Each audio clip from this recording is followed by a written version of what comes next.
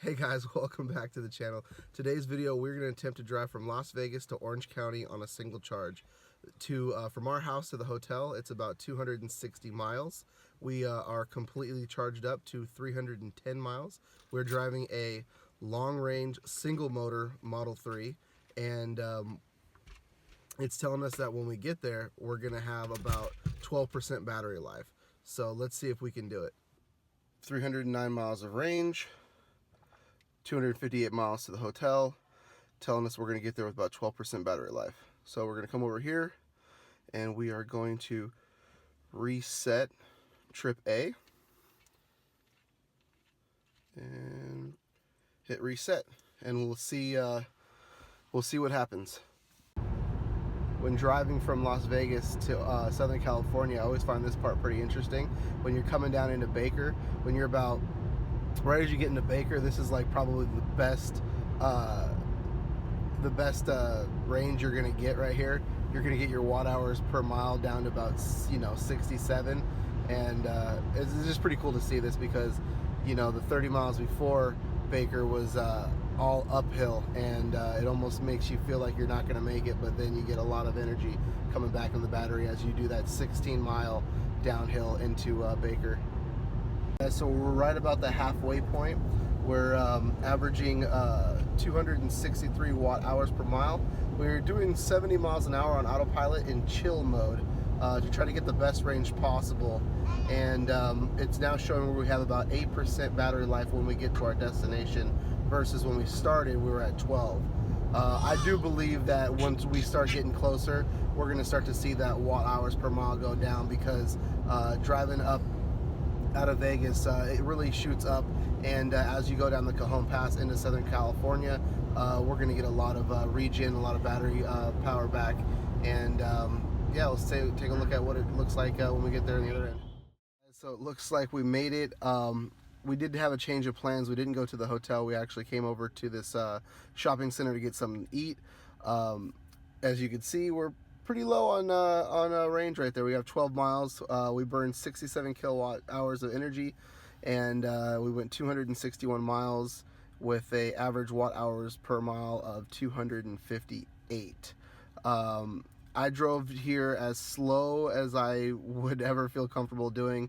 Ended up dropping down about 65 miles an hour as we came into Southern California down the Cajon Pass just to get here. So the problem is, where I'm at, there is no supercharger and there is no destination charger, but we do have something else. Let's take a look at this.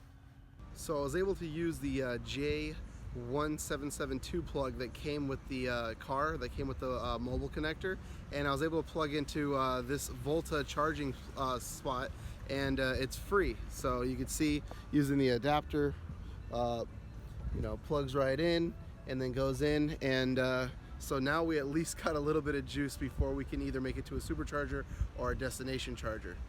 So this is just another look at the Volta setup. Over here it says Volta free charging, and it's got some advertising for Nissan on it, and yeah, there's the plug. Works out great. I'm getting about 22 miles per hour right now. Okay, so while we were eating, we were able to charge up and get up to 51 miles. So charging here gave us an extra 39 miles.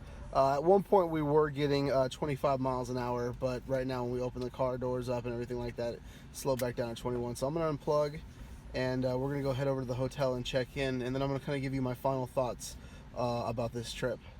Alright guys, just checked in the hotel. Now it's time for me to give you my thoughts on what I learned of trying to drive from Vegas to Southern California on one charge.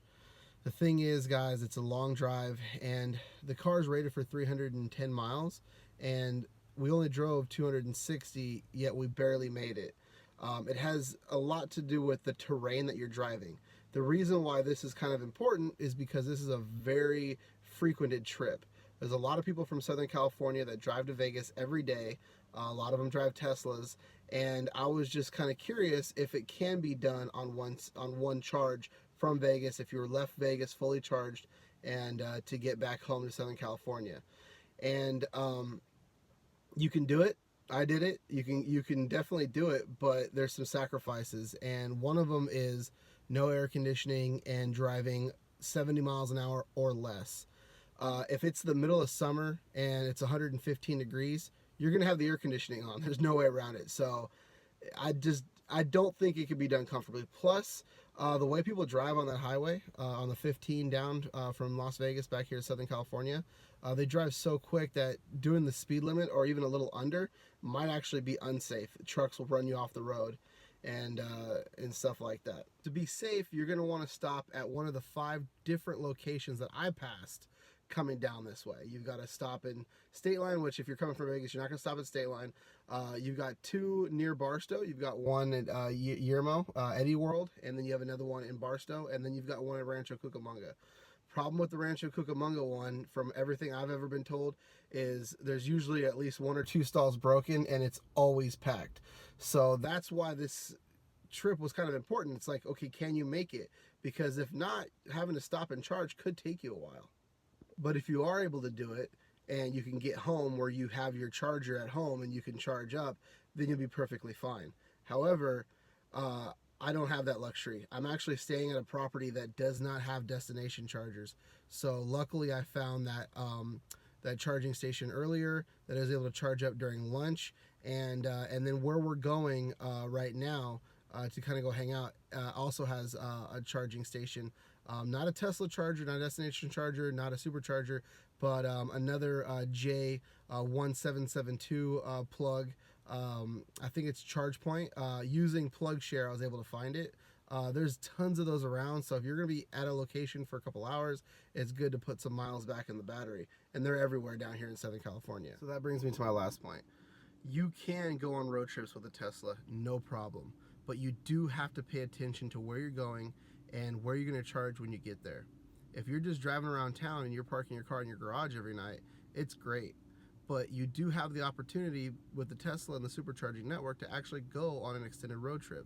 But you got to make sure once you get to your destination that you have a place to charge and that you can get around once you get there.